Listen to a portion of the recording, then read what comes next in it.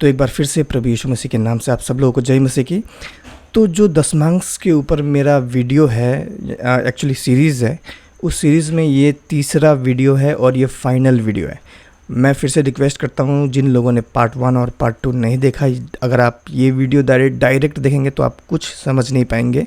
Link आपको description में मिल जाएगा। कृपया करके पहले पार्ट 1 पार्ट 2 देखिए, तब आपको समझ आएगा कि क्या है क्या नहीं है। खैर, तो पिछली वीडियो में मैंने आपसे बताया था कि भाई जो दशमांश है वो दशमांश हमें नहीं देना चाहिए, क्योंकि ये जो दशमांश है यहूदियों का ट्रेडिशन है। तो काफ़ी लोग मुझसे सवाल कर रहे थे कि भाई अगर हम दशमांश नहीं दें तो फिर पास्टर क्या खाएगा। तो मैंने ये भी बताया था कि भाई आप देना चाहते हैं तो दे सकते हैं, लेकिन दशमांश नहीं। अपनी मर्ज़ी से आप फ्री विल ऑफरिंग कर सकते हैं, जितना आपका मन करे। और आज इस वीडियो में आपको एक बात और पता चलनी चाहिए कि जो पास्टर है वो क्या करके खाना चाहिए उसको ना। कुछ लोग मुझे ये भी वचन शेयर कर रहे थे कि जो परमेश्वर का दास है वो क्या है कि वो उसी थाली में से खाएगा ना। लेकिन ये वचन पुराने नियम का है। मैं फिर से कह चुका हूँ, लेवियों के लिए ये वचन था, ठीक है। और लेवी कौन है मैंने बताया वीडियो 2 में, ठीक है, इस सीरीज़ के पार्ट 2 में। खैर, लेकिन इस वीडियो में आपको पता चलेगा कि जो पास्टर है आज के समय के, उनको क्या करके खाना चाहिए, कैसे खाना चाहिए, क्या आपका जो भेंट है, भेंट ऑफरिंग आप देंगे उसी से उसका घर चलना चाहिए या क्या है, हम वो देखेंगे, ठीक है। तो आज फाइनल वीडियो है, ये अंत वीडियो है, इसमें मैं सब ख़त्म कर दूंगा जल्दी से, ठीक है। दशमांश कैसे खाना चाहिए, तो दशमांश क्या है, एक खाने की चीज़ है, मैंने बताया। अगर आपको जानना है पार्ट 1 पार्ट 2 देखिए। तो दशमांश किसे खाना चाहिए, ठीक है। पुराने नियम में यह लेवियों को दिया जाता था। तो लेवी कौन थे ये भी बताया पार्ट 2 में, आप लोग देखिए। लेवियों को दिया जाता था। कोई कहेगा आज हम इसे चर्च के माध्यम से पादरियों या फिर पुजारियों, पास्टरों को दे रहे हैं। तो बड़ा सवाल यह है कि नए नियम के शिक्षाओं के अनुसार पुजारी कौन है। आप लोग जो दशमांश देते हो ना पास्टरों को, पुजारी समझ के, पास्टर समझ के, पुजारी समझ के ना, लेकिन बात यह है कि नए नियम के वचनों के अनुसार और शिक्षाओं के अनुसार पुजारी कौन है। नए नियम के अनुसार पहला पतरस 2:9 के अनुसार ईसाइयों को पुजारी के गोत्र के अंतर्गत आने के लिए पहचाना जाता है। यानी नए नियम के कानून के अनुसार, नए नियम के शिक्षाओं के अनुसार हर एक विश्वासी जो यीशु में विश्वास करता है वो क्या है, वो पुजारी है। हर एक विश्वासी पुजारी है अभी, ठीक है। सटीक, अभी मैं वचन पढ़ूंगा, लेकिन पहले ये कंप्लीट कर लेते हैं। सटीक होने के लिए एक शाही पुजारी, एक शाही यानी रॉयल पुजारी, यदि आप कहते हैं कि आज हमारे पास लेवी नहीं है बल्कि पुजारी हैं, अगर आप ये कहते हैं कि आज हमारे पास लेवी नहीं है, खाली पास्टर है, तो हम उस पास्टर को देंगे, जिसका अर्थ है कि आप तकनीकी रूप से लेवियों को पुजारी के स्थान पर रख रहे हैं। आप समझ पा रहे हैं इस बात को। अगर आप ये कहते हैं पुराने नियम में लेवी थे तो इसीलिए लेवी को दिया जाता था, क्योंकि प्रभु का क्या था, आज्ञा था। लेकिन आज के समय में कोई लेवी तो है नहीं, तो इसीलिए हम क्या करते हैं, हम पास्टर को देते हैं। अगर आप ऐसा कहते हैं तो आप जानते हैं क्या कर रहे हैं, आप लेवी के जगह में किसको रख रहे हैं, पास्टर को रख रहे हैं। उन्हें दशमांश इकट्ठा करने और खाने का अधिकार दे रहे हैं। उन्हें दशमांश इकट्ठा करने का और खाने का अधिकार दे रहे हैं, लेकिन ये बिल्कुल गलत है। दशमांश इकट्ठा करना और खाने का अधिकार केवल लेवियों को है, ठीक है। लेकिन आप किनको दे रहे हैं, आज तो लेवी नहीं है, खाली पास्टर है, लेकिन आप पास्टर को दे रहे हैं। तो कौन दशमांश खाएगा, तो कौन दशमांश खाएगा, दशमांश कौन खाएगा, हाँ? पहले वचन देख लेते हैं हम ये वाला। पर तुम एक चुना हुआ वंश और राज पदधारी, याजकों का समाज और पवित्र लोग और परमेश्वर की निज प्रजा हो, इसलिए कि जिसने तुम्हें अंधकार में से अपनी अद्भुत ज्योति में बुलाया है, यानी यीशु मसीह, उसके गुण प्रकट करो। तो अभी कौन है याजक, यहाँ पर देखो, और राजा पदधारी, याजकों का समाज कौन, वो हर एक विश्वासी जो यीशु मसीह में विश्वास करता है, जो विश्वासी है वो याजक है। याजक मतलब जानते हैं क्या, लेवियों से भी बड़ा, लेवी, याजक, फिर महायाजक आते हैं। लेवाइट्स, प्रीस्ट्स, फिर हाई प्रीस्ट्स आता है। तो लेवियों से भी बड़ा है हम लोग, याजक हम लोग जो यीशु मसीह में विश्वास करते हैं। तो अगर आप ये कहते हैं कि भाई उस समय में ना लेवी हुआ करते थे, यानी लेवी मतलब क्या, पुजारी लोग, तो उन्हें दिया जाता था दशमांश। लेकिन आज के समय में लेवी तो नहीं है, हम किन्हें दे रहे हैं, हम पास्टर को दे रहे हैं। लेकिन ये भी गलत है। आप जानते क्यों? क्योंकि केवल लेवियों को अधिकार था दशमांश इकट्ठा करना, खाना। और लेवी के गोत्र में से ही क्या आए थे? लेवी के गोत्र में से आए थे प्रीस्ट्स, याजक, और हाई प्रीस्ट्स, महायाजक। ये सब लेवी के गोत्र के हैं। लेकिन यहाँ पर अगर आप पास्टर को दे रहे हैं तो पास्टर तो लेवी नहीं है भाई, लेवी का गोत्र नहीं है। हम क्या हैं? पास्टर क्या है? अन्य जाति है। इवन हर एक यहूदी भी, हर एक यहूदियों को भी दशमांश खाना, दशमांश इकट्ठा करने का आज्ञा नहीं है, केवल लेवियों को है। यहूदियों में से गोत्र जो लेवी है केवल उनको है। लेकिन आप अभी क्या कर रहे हो? पास्टर को अगर आप दशमांश दे रहे हो तो आप लेवी के जगह में पास्टर को रख दे रहे हो, उसको दे रहे हो आप दशमांश। एक्चुअली दशमांश का मतलब क्या होता है मैंने बताया है, खाने की वस्तु। ओके, दशमांश पैसा नहीं होता। लेकिन अगर कोई पैसा देता भी है, चलो मान लो कि आप दे भी रहे हो, ये भी मान लेता हूँ कि दशमांश पैसा भी होता है, लेकिन फिर भी आप गलत कर रहे हो, क्योंकि दशमांश इकट्ठा करने का अधिकार केवल लेवी को है और आप पास्टर को लेवी की जगह में रख रहे हो, जो कि बिल्कुल गलत है बाइबल के हिसाब से। क्यों? क्योंकि पुजारी आज के समय में कौन है? हम सब पुजारी हैं जो यीशु मसीह में विश्वास करते हैं। हम याजक हैं, लेवी से भी बड़ा। तो दशमांश कौन खाएगा? दशमांश कौन खाएगा? हाँ, आज के समय में अगर हम ये रूल्स जो आप लोग कर रहे हो, दशमांश देने वाला, अगर हम इसको करें तो भाई हम सब लोग विश्वासी क्या हैं?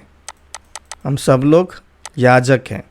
तो कौन खाएगा दशमांश? ये सिस्टम ठीक नहीं बैठता है ना, जो आप लोग अगर दे रहे हो तो। यह देखते हुए कि आप भी एक शाही पुजारी हैं, पहला पत्रस 2 के अनुसार, तब नए नियम के तहत एक विश्वासी 10वां हिस्सा किसे देता है? रोमियो 12:1 पुजारी को, जिसका वह स्वयं एक हिस्सा है। यानी हम सब एक पुजारी हैं जो यीशु मसीह में विश्वास करते हैं, हम सब याजक हैं, या एक मंदिर को। तो नए नियम के अनुसार हमें किसको देना चाहिए? क्योंकि हम सब पुजारी हैं भाई, याजक हैं वचन के अनुसार, रोमियो 12:1। इसलिए हे भाइयों, मैं तुमसे परमेश्वर की दया स्मरण दिलाकर विनती करता हूँ कि अपने शरीरों को जीवित और पवित्र और परमेश्वर को भावता हुआ बलिदान करके चढ़ाओ, यही तुम्हारी आत्मिक सेवा है। तो हमें दशमांश नहीं देना चाहिए, बल्कि क्या देना चाहिए? अपना प्राण, अपना शरीर, अपना आत्मा, अपना जीवन परमेश्वर को देना चाहिए। हमें चढ़ाना चाहिए, परमेश्वर को चढ़ाओ। अपना बलिदान। आपको कुछ गलत करने का मन कर रहा है? नहीं, मैं गलत नहीं करूँगा, मैं प्रभु का आज्ञा पालन करूँगा, मैं अच्छा बनूँगा। वो बलिदान आपको देना है। आपका शरीर, आपका प्राण, आपका आत्मा, अपना पूरा शरीर परमेश्वर को देना है, अपना प्राण भी पूरे मन से। याद करो यीशु मसीह ने क्या कहा था कि अपने सारे मन, अपने सारे प्राण, अपने सारी समझ शक्ति, अपनी सारी आत्मा से क्या करो? परमेश्वर से प्रेम करो। यीशु मसीह ने कहा था। तो वही चीज़ यहाँ पर हम देखते हैं कि अगर आप देना ही चाहते हैं परमेश्वर को, तो अपना सारा मन, अपना सारा प्राण, अपना सारा समझ शक्ति, अपना शरीर को, जो आपका जिंदा शरीर है, उसको, अपना जीवन, अपना बलिदान क्या दो? चढ़ाओ परमेश्वर को। अपनी आत्मा सब चढ़ा दो। लेकिन दशमांश दे के कुछ फ़ायदा नहीं है, क्योंकि दशमांश पुराना नियम का रूल था, अभी लागू नहीं होता है।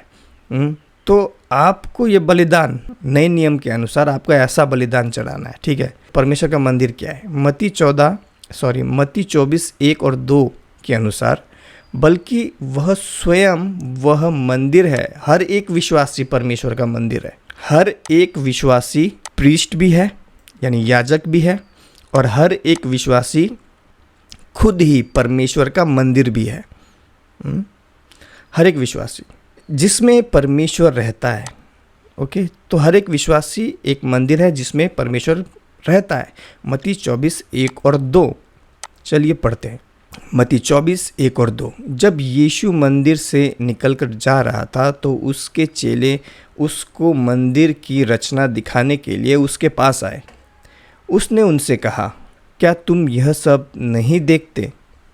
मैं तुमसे सच कहता हूँ, यह पत्थर पर पत्थर भी ना टूटेगा जो ढाया ना जाएगा। यहाँ पर यीशु मसीह अपने शरीर की बात कर रहा था, क्योंकि यीशु मसीह उस समय में क्या था, ह्यूमन बॉडी में था। पुत्र परमेश्वर ह्यूमन बॉडी में था, तो शरीर को यीशु मसीह मंदिर कहते हैं। और हम भी क्या हैं, परमेश्वर का मंदिर है। बाइबल का एक और वचन है जो कहता है कि जो कोई इस मंदिर को ना दूषित करेगा ना, नाश करेगा, परमेश्वर उसे नाश करेगा। यानी हम ही परमेश्वर के मंदिर हैं, हम ही परमेश्वर का क्या है, याजक भी हैं, हम प्रीस्ट्स भी हैं। हमारे लिए मध्यस्थता, मीडिएटर करने के लिए अब हमारे पास पुजारी नहीं है। तो पुराने नियम में क्या होता था, मैंने बताया पार्ट 1 या पार्ट 2 में, आप लोग देख लेना, अभी शॉर्ट में बताता हूँ। पुराने नियम में क्या था, जब परमेश्वर का मंदिर नहीं था तो परमेश्वर का तंबू हुआ करता था, टेंट, टैबरनेकल ऑफ गॉड। तो उस टैबरनेकल में, तंबू में, हर यहूदियों को जाने की आज्ञा नहीं थी। डायरेक्ट कोई भी यहूदी नहीं जा सकता था डायरेक्ट, ठीक है। तो क्या था, परमेश्वर ने इसीलिए यहाँ पर रखा था किन को, लेवियों को रखा था।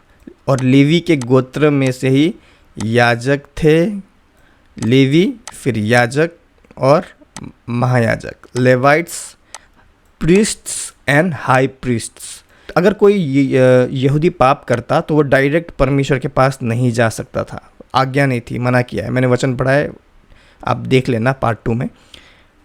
तो अगर कोई यहूदी पाप करता तो ये अपने बकरा लेके या तो कुछ भी ऐसे सेक्रीफाइस करने के लिए डायरेक्ट जाके नहीं कर सकता था। तो ये यहूदी लेवियों के पास जाते थे। इस विश्वासी के लिए क्या करता था, बलि चढ़ाता था। सपोज मान लो इसने पाप किया है इसके लिए, और फिर तब जाके इसका पाप माफ़ होता था। और इन लेवियों को, लेवी के गोत्र के लोगों को खिलाने के लिए परमेश्वर ने दशमांश का नियम किया था कि जो कुछ भी तुम्हारा यहूदी लोग तुम्हारे खेत में उगेगा ना, तुम लोग उसका 10वां भाग लेके आना और तब ये खाएंगे। ये फुल टाइम क्या थे, परमेश्वर का काम करते थे। तो अभी क्या है, हमारे बीच में ऐसा मध्यस्थ करने वाला कोई नहीं है, ठीक है। ऐसा मतलब कोई इंसान के पास हम जाएंगे, जैसे रोमन कैथलिक लोग करते हैं ना, अपने पापों की क्षमा मांगते किससे, फादर से, और फादर उनके लिए प्रार्थना करता है। ये बिल्कुल गलत है। अभी हमारे लिए मध्यस्थ यानी मीडिएटर कौन है, बल्कि हमारे पास मसीह यीशु है। तो अभी हमारे पास मसीह यीशु है, तो मीडिएटर का कोई ज़रूरत ही नहीं है, किसी लेवियों का ज़रूरत ही नहीं है। हम डायरेक्ट प्रभु यीशु से प्रार्थना कर सकते हैं और प्रभु यीशु मसीह हमें क्षमा कर देगा। और उसके लिए कोई भेड़ बकरी लेके जाने का भी ज़रूरत नहीं है। क्यों? क्योंकि यीशु मसीह खुद क्या बना, वो हमारे पापों के लिए क्या बना, खुद भेड़ के रूप में आया। और हम अगर ध्यान से और बाइबल पढ़ेंगे तो हमें ये भी पता चलेगा कि यीशु मसीह फसह के पर्व के दिन ही मरा था। फसह का पर्व में क्या होता था, फसह के पर्व में यहूदी लोग अपने पापों के लिए क्या करते थे, भेड़ की बलि चढ़ाते थे।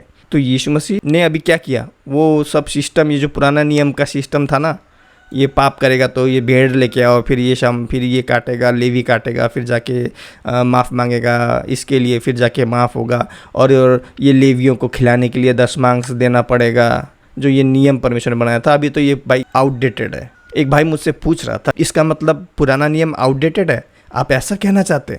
तो हाँ, आउटडेटेड है भाई ये सिस्टम। इसलिए तो कहते हैं भाई ओल्ड टेस्टामेंट। पुराना नियम क्यों बोलते हैं भाई, हम पुराना नियम क्यों बोलते हैं? क्योंकि पुराना है ये नियम, अभी ये नियम लागू नहीं होगा, अभी नया नियम लागू होगा।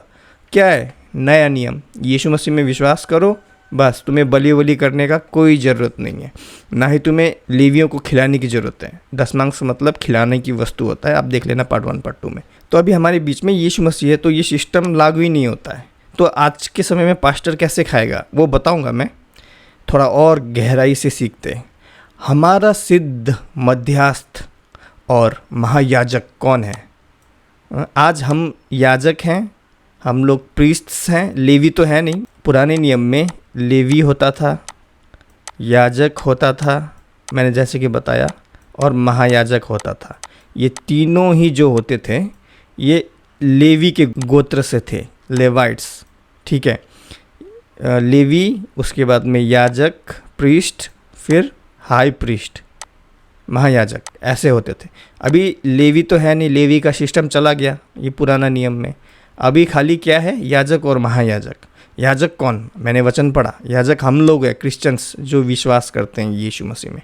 महायाजक कौन है, हाई प्रीस्ट। हाई प्रीस्ट है यीशु मसीह। अभी हम जो भी पाप करते हैं ना, तो हमारा मध्यस्थ करने वाला मीडिएटर कौन है, यीशु मसीह। तो हम यीशु मसीह से बोलते हैं कि हे परमेश्वर पिता, हमारे पापों के लिए तू हमें क्षमा कर। हम परमेश्वर पिता से प्रार्थना करते हैं कि हे परमेश्वर पिता, हमें माफ़ कर हमारे पापों के लिए। हम मांगते हैं क्षमा किसके नाम से, यीशु मसीह के नाम से। फिर क्या है, यीशु मसीह के नाम से हमें क्षमा मिलती है ना। तो अभी वो पुराना नियम का सिस्टम है ही नहीं। अभी हमारे बीच में यीशु मसीह है। यीशु मसीह क्या क्या करेगा, हमें क्षमा करेगा, ठीक है। तो हम हैं याजक, क्यों, क्योंकि हम यीशु मसीह पे विश्वास करते हैं।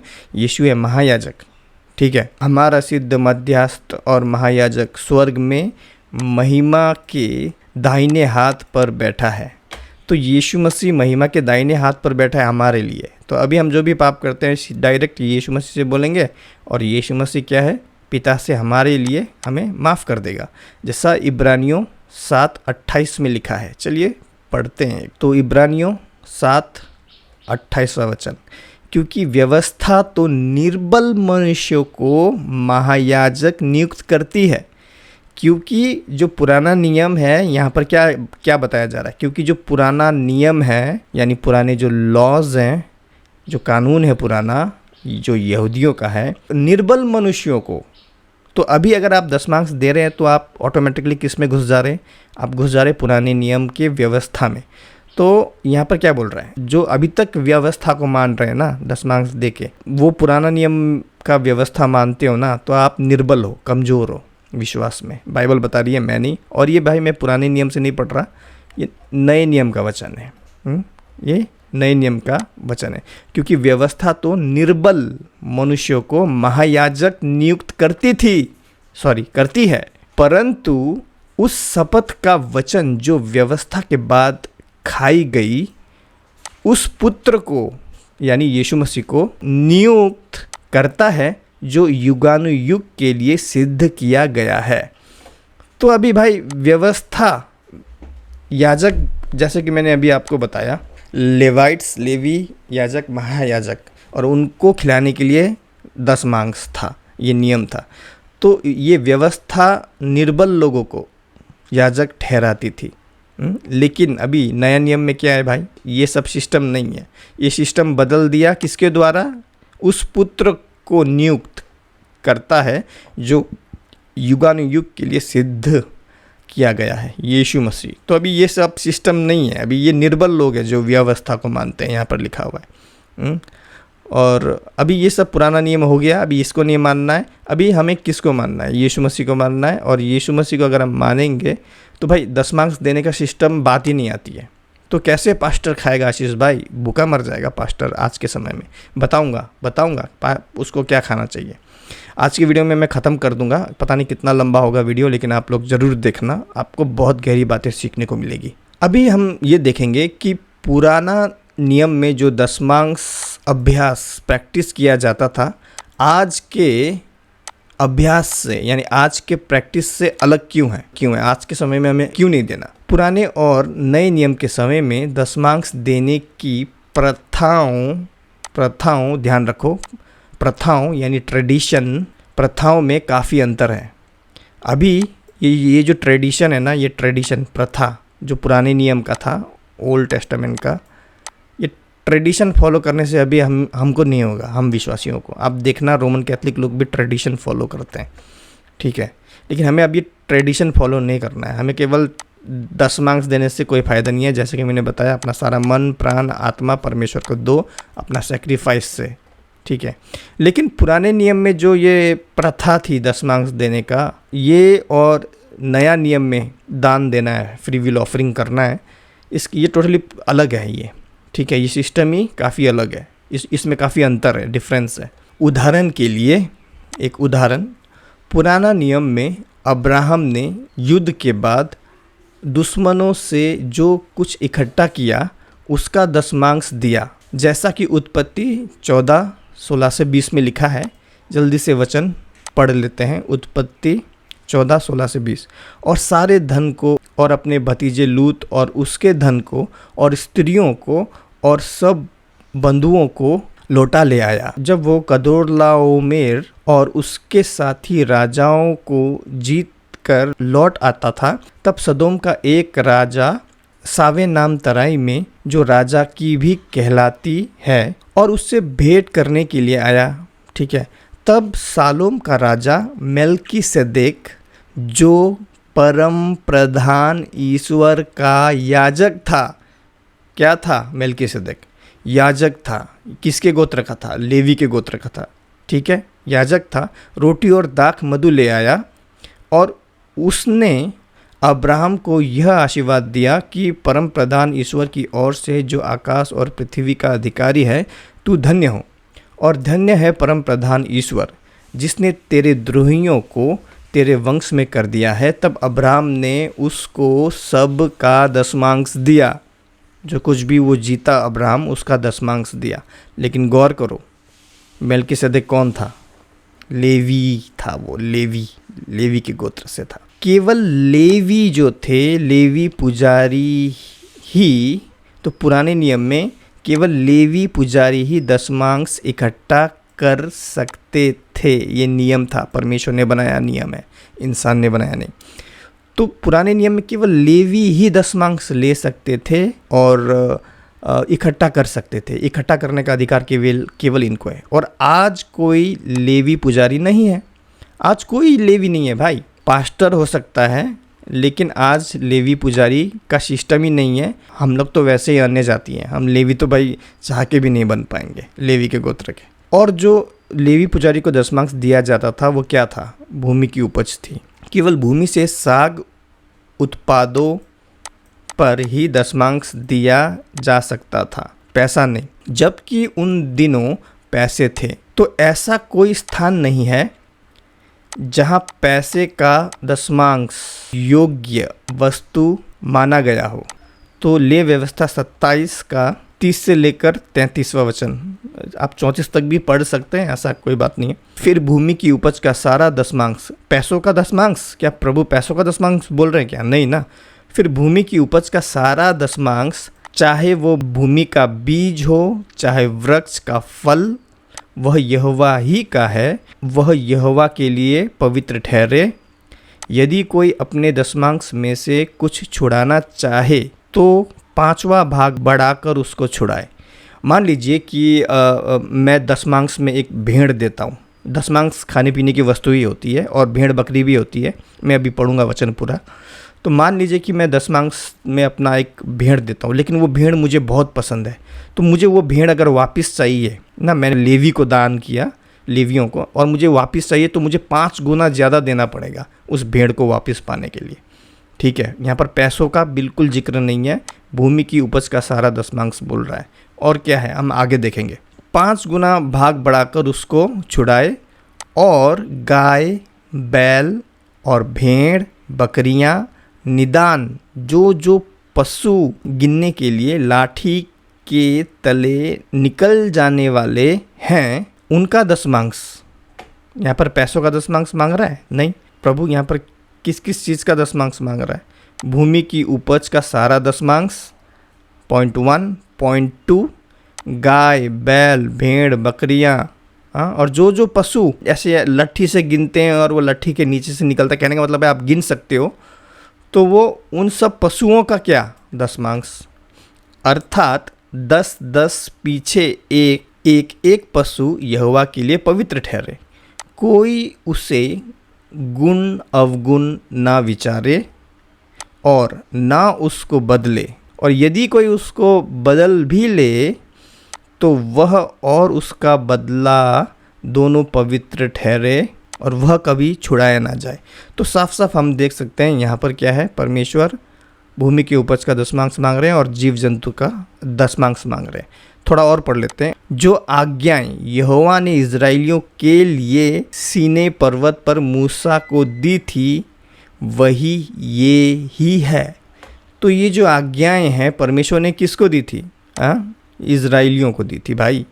दशमांश देने का नियम इजराइलियों का है, हमारा नहीं है। तो आशीष भाई पास्टर क्या खाएगा? भूखा मर जाएगा। हम देखेंगे आगे।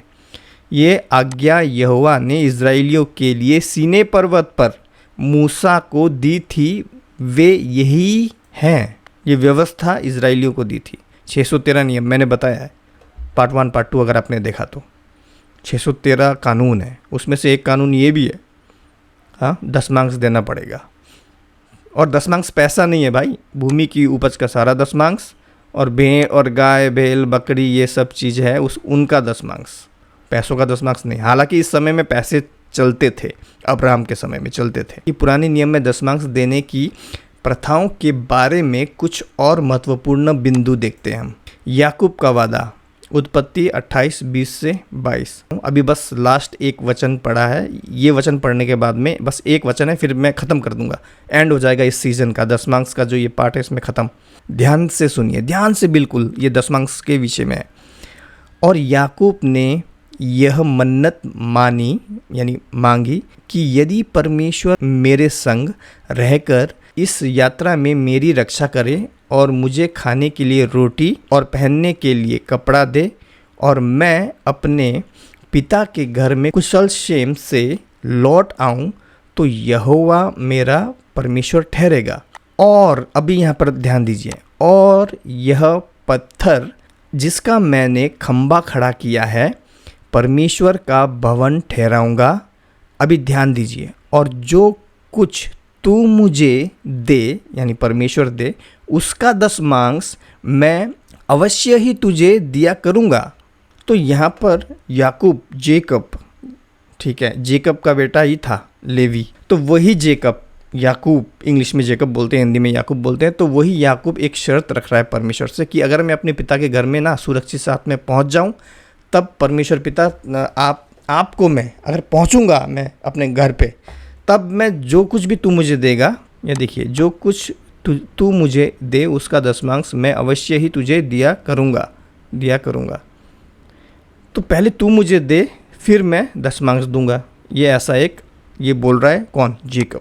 तो हम देखते हैं कि याकूब ने यह वादा किया था परमेश्वर से कि तू मुझे देगा तो मैं दूंगा दशमांश, कि वह केवल तभी 10वां हिस्सा देगा जब परमेश्वर उसे आशीर्वाद देगा, जो आज की शिक्षा से विपरीत है।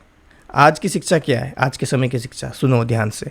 हम प्रचारकों और शास्त्र के शिक्षकों को, यानी पास्टरों और प्रचारकों को यह कहते हुए सुनते हैं कि यदि आप चाहते हैं कि परमेश्वर आपको आशीर्वाद दे, आशीष दे, तो आप क्या करो? आप पहले आप क्या करो? दशमांश देना होगा आपको। आप पहले दशमांश दो, फिर परमेश्वर आपको देगा। लेकिन हम बाइबल में देखते हैं तो याकूब क्या बोल रहा है यहाँ पर? परमेश्वर से क्या वादा कर रहा है? तू मुझे दे, अगर मैं अपने पिता के घर में सुरक्षित पहुँच जाऊँ, अगर तू मुझे खाने के लिए रोटी देगा और पहनने के लिए क्या देगा? कपड़ा देगा। तो जो कुछ तू मुझे दे उसका दशमांश मैं अवश्य ही तुझे दिया करूँगा। लेकिन पास्टर बोलते हैं पहले तुम दो, फिर परमेश्वर तुम्हें देगा, जो कि गलत शिक्षा है। अभी हम अंतिम भाग में आ चुके हैं, मलाकी में भोजन। जब हम मलाकी के समय में आते हैं तो परमेश्वर भंडारों में, यानी भंडार में भोजन लाने की बात करते हैं। परमेश्वर कहते हैं कि मेरे भवन में, मेरे भंडारों में क्या लेके आओ? तुम भोजन वस्तु लेके आओ। उसने मंदिर में पैसे का उल्लेख क्यों नहीं किया? यानी परमेश्वर ने मंदिर में मेरे भंडार में पैसे लेके आओ क्यों नहीं कहा? हालांकि उस समय में पैसे चलते थे। मैंने पार्ट 2 में बताया है, खतने के समय में अब्राहम को जो परमेश्वर ने आज्ञा दी थी, पैसा था उस समय में। लेकिन फिर भी परमेश्वर पैसे का बात नहीं करते कि मेरे भंडारों में या भंडार में तुम पैसा लेके आओ। परमेश्वर कहते हैं मेरे भंडार में क्या लेके आओ? भोजन वस्तु लेके आओ। पुराने नियम में कई प्रथाएं और कानून लिखे गए हैं और उनका पालन किया जाना चाहिए था, जैसा कि आज्ञा दी गई थी। तो पुराने नियम में भाई ये सब प्रथाएं थी, ट्रेडिशन था, नियम था, इनका पालन करना जरूरी था, क्योंकि प्रभु ने वैसे करने को कहा था उन्हें। दशमांश देने वालों के लिए एक प्रश्न है, जब आप अपनी समस्याओं से बाहर निकलते हैं तो महिमा किसे मिलती है? क्या यह इसलिए है क्योंकि आपने दशमांश दिया? क्या आपने दशमांश दिया तब जाके परमेश्वर ने आपको आशीषित किया, या फिर आपने चर्च को दिया फिर जाके आपको क्या है परमेश्वर ने आशीष दिया? क्या ये परमेश्वर की कृपा के कारण है? आपको जो भी आशीष मिला है, क्या आपके दशमांश देने की वजह से परमेश्वर ने आपको आशीषित किया है, या फिर आपने चर्च में दशमांश दिया है इसलिए परमेश्वर ने आशीष किया है, या फिर ये परमेश्वर का कृपा है, दया है कि उसने आपको आशीषित किया है? ये सवाल आप खुद से पूछो। जब आप अपनी गवाही देते हैं तो आपका बहुत जिक्र किसका होता है? कि मैंने दशमांश दिया और प्रभु ने मुझे आशीष दिया, इस चीज़ का, या फिर प्रभु यीशु महान है, उसने दया की, इस बात का? क्या यह आपका वफादार दान है? क्या आपका ये फेथफुल ऑफरिंग है?